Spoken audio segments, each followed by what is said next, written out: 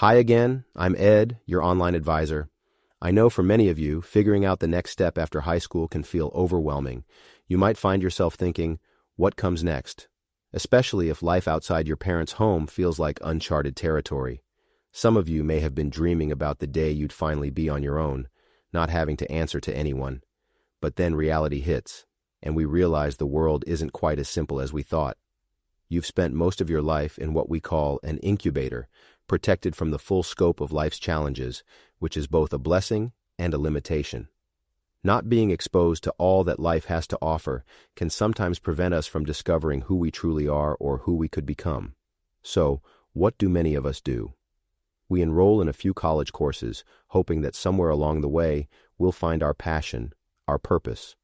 According to the Bureau of Labor Statistics, 66.7% of high school graduates attended some form of college in 2017, a slight drop from 69.7% in 2016.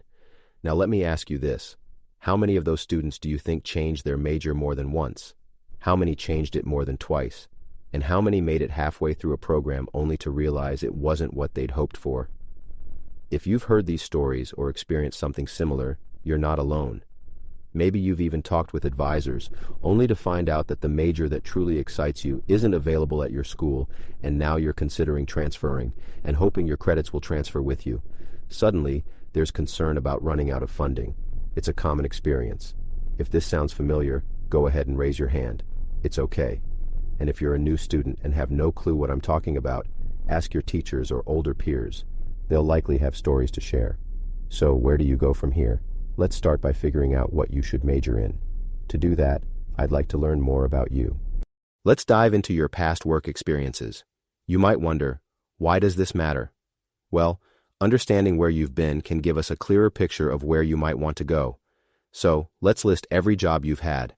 Then, write down the duties you performed in each one. Be specific. If you worked at Target and handled inventory, write it down. Companies highly value people who understand logistics and supply chain management. Now, look at your list and ask yourself, did I enjoy any of these tasks? This can help you figure out what you might want to focus on or avoid in the future. For example, if you had to communicate in an open setting and found it uncomfortable, marketing may not be your best fit.